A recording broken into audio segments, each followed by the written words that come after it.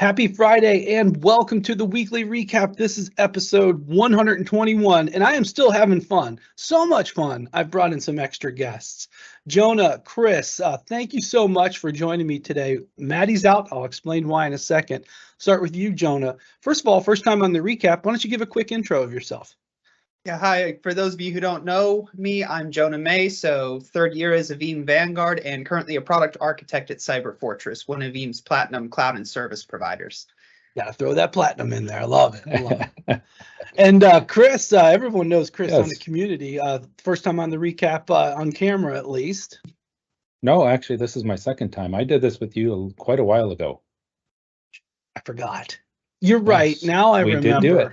It has been 121 episodes. You got to give me some slack. Yep, exactly. So when you have that many, it's hard to remember. Well, you're like the resident auditor of the community. I'm just going to give you that. We got to make a badge for that. So anyways, Chris is in Canada. I'm representing right now every day. We got that here in the OH. Yep.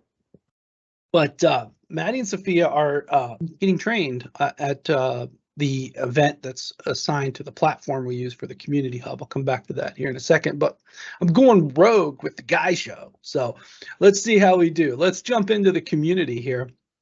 And first up is out of something from Edwin about using .local as your domain name is a bad idea. And that is really interesting. Whenever you have to make some domains and stuff, anybody have some experience? I know both of you have to probably name things internally, but any thoughts on this? I actually used to work at a company that when I started was using .local for about 200 to 300 servers, and it was a nightmare until we switched to I think we ended up using like .internal. But oh wow, a lot of our DNS issues went away when we switched off of .local. Interesting. So you used to do this, and then you kind of stopped. So you've been down this path, eh? Yes. Oh, interesting. And then, how about you, Chris? I was going to say the funny thing is, if you scroll down in this post, you'll notice that at one point Microsoft said, "Oh yeah, use .local for your domain name," but now it's like, okay, now what are we going to do? So like you had a big brand recommending it, right? And then that's like a whole different set of problems. So that's interesting. I can actually remember like a visual in my head of like contoso.local or something like that, or northwindtraders.local. So. Microsoft exams. Oh, interesting. Yeah. So this is a good best practice on some domain naming. And we're going to come back to domain here in a second. But thank you, Edwin, for this recommendation to avoid a worse practice. And Katezilla, he seems to always get a seat on the show here with his Cloud Native Weekly Digest. He's heading over to Kubhuddle, and we'll come back to that in a second. I'm just mesmerized, friends, at this image. He tells me that's like something built into the iPhone that does this, but I don't know. I had trouble sleeping last night after I saw this thing for the first time. But if you read through some of Michael's information here for the week about Kubhuddle, about some session that Julia's doing about Kubernetes being too complicated, and then his preview on VeeamON, just all kinds of stuff. Oh, there's me. Oh, that's scary. You know what's hilarious, guys? I actually right now today am wearing those same glasses. But anyways, I just can't get this out of my head. But did anybody any thoughts on the Cloud Native Weekly Digest here for this week? Yeah, I was going to say I enjoy reading it.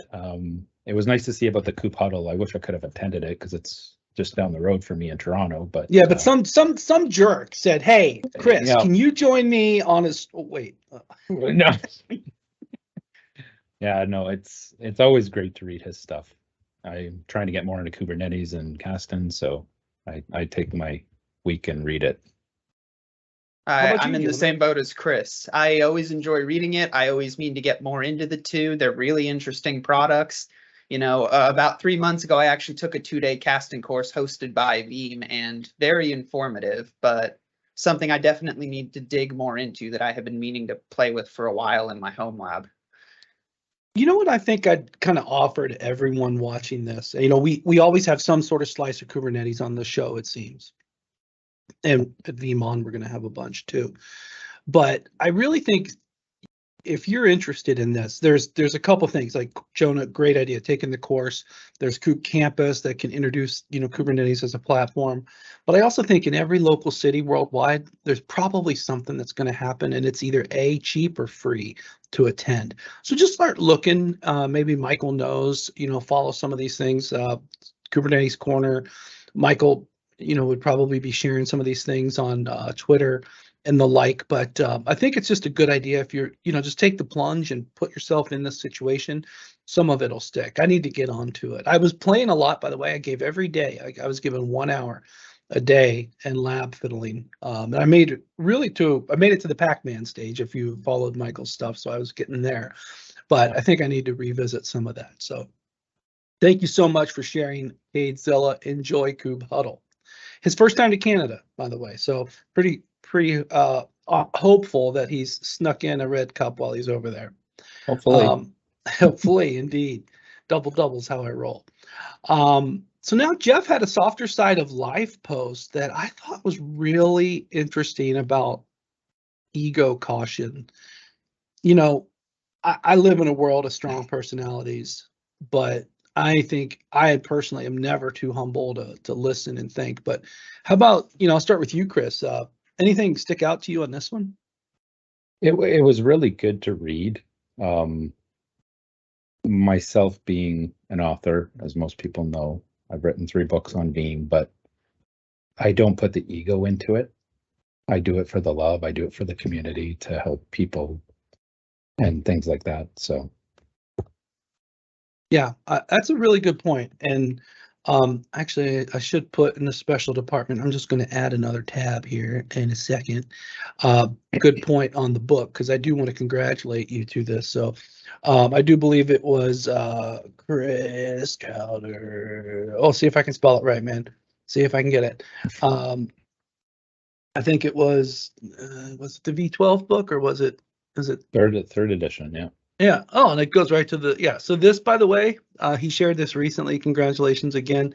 I will tell everyone we're going to have a few for display or for giveaway at VeeamON, but not to, Chris is a super humble guy, super present and resident community auditor, but the ego is really a thing. I think that you have to be the whole package. You have to balance your tech cred and your skill and your ability to execute, and then just, being right with people, that's an important thing. How about you, Jonah? Did this post come at you anyway?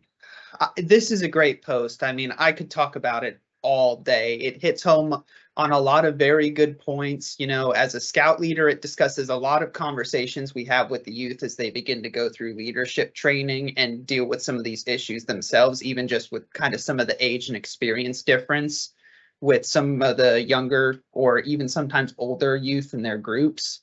We go through 5 motivational factors with them as leaders, how you can change your communication style and what you're offering for each of those factors, ego and pride being a big one of those.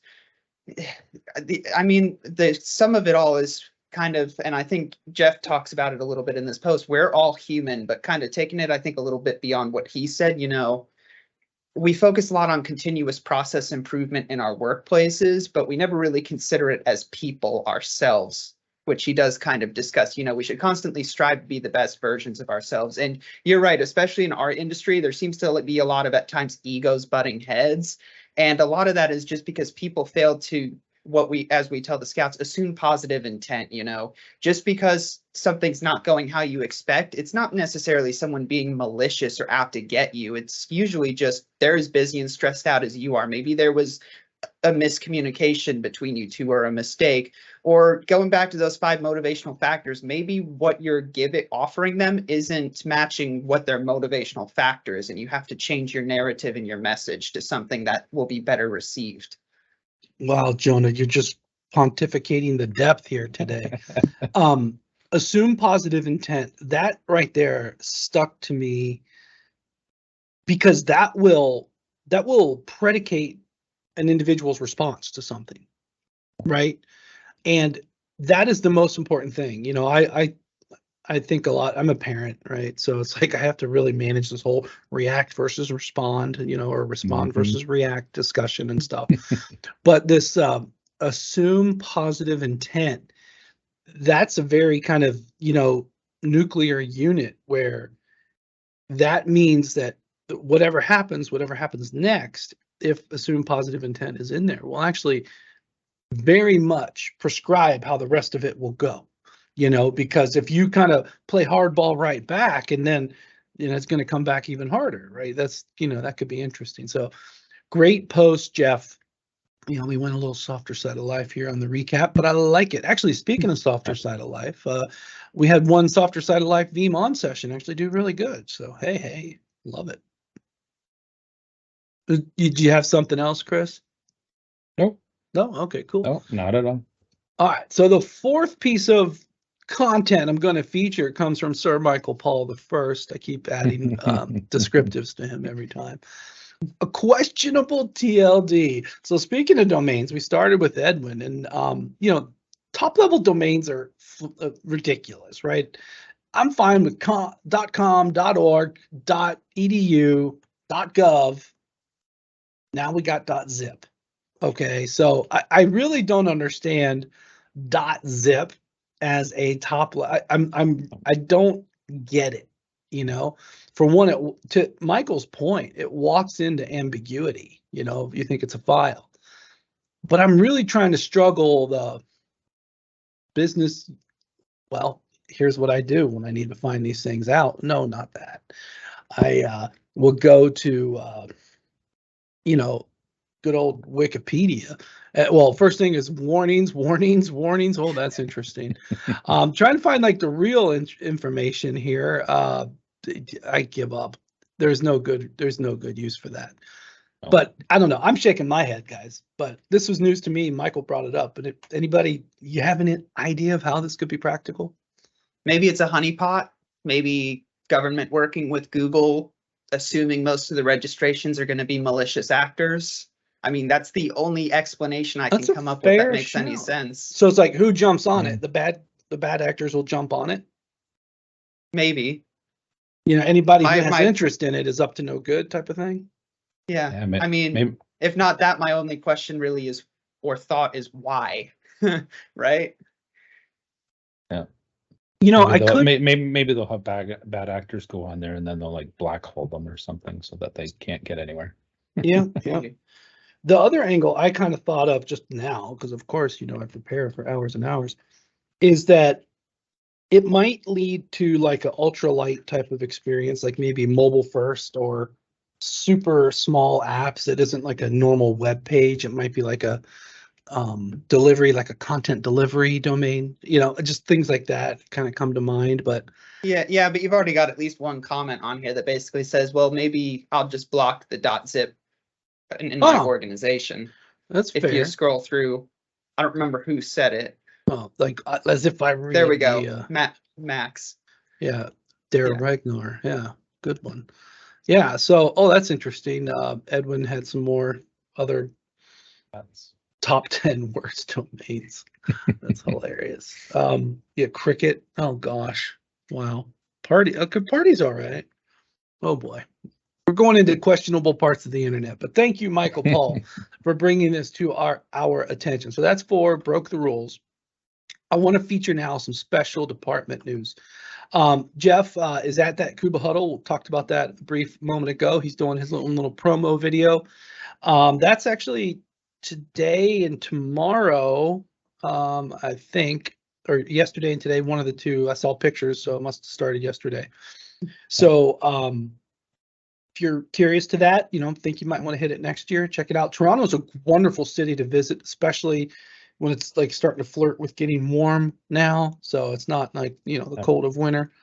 I don't know, Chris, are you above 10 today? I think probably 15, maybe. Yeah, maybe. It's only going to be about 13 today. Okay, so somewhere in that range.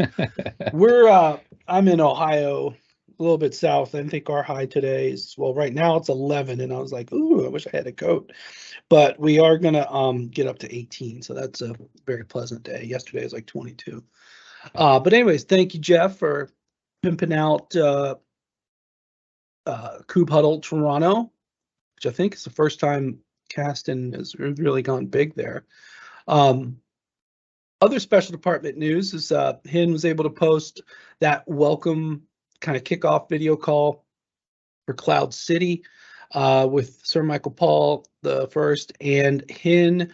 They talked about kind of what it's going to be, what their intents are, and just a reminder to everyone, it's everything AWS, Azure, Google, including Microsoft 365 and Cloud City.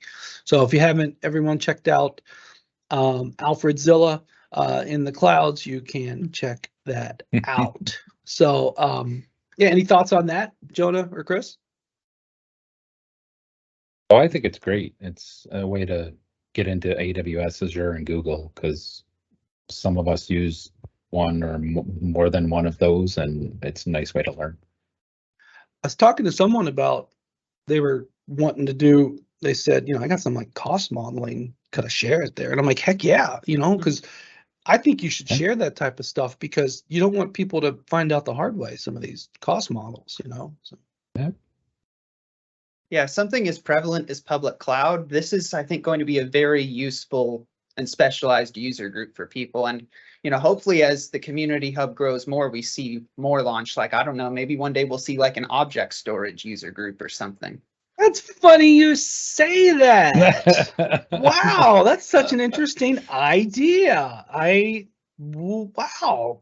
I'm gonna come back to that. Okay, thank you, Jonah. Well, I even proposed one for MSPs and VCC. So. Yep. I mean, there are one for VASPs already, so kind of so we have some private groups. You might be like thinking, oh, I don't see anything. What's this purple thing? So we have some private groups, that we don't advertise to others. But yeah, we're scheming, always dreaming.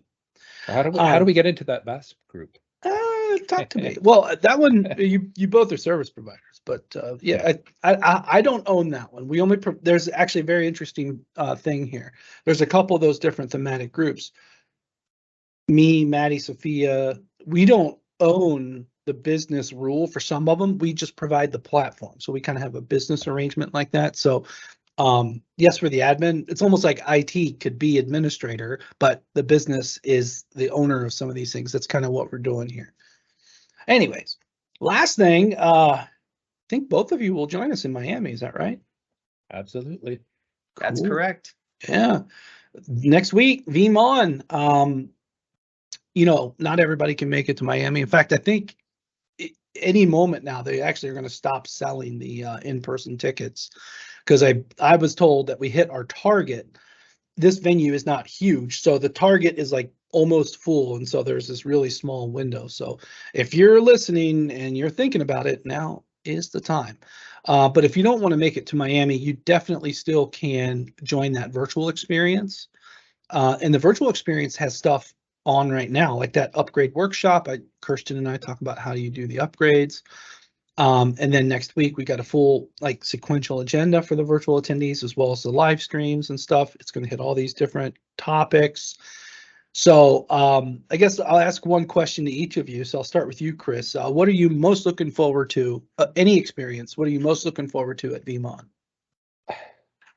I love all the breakout sessions, but this time I'm actually going to be manning the community booth on Monday and then doing a tech talk on Wednesday. So I'm kind of looking forward to something out of the ordinary rather than all the breakout sessions and stuff. So put you to work. Yeah.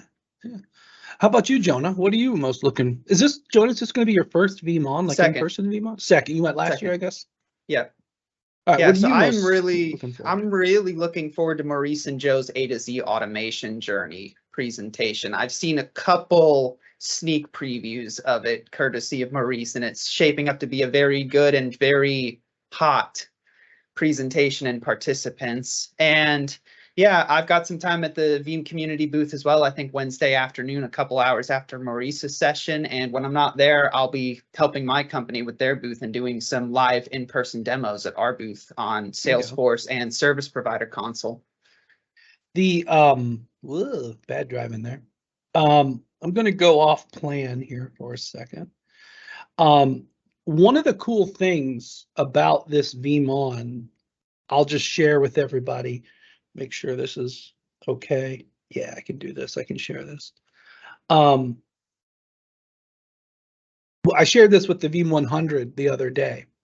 And what I want to draw everyone's attention to is the top sessions here, right here.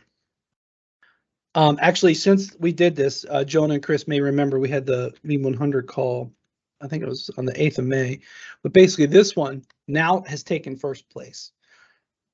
And this was by Jim and Falco. It's the most popular pre-registered session. And it's not even like VM backup or something, which is outstanding, right?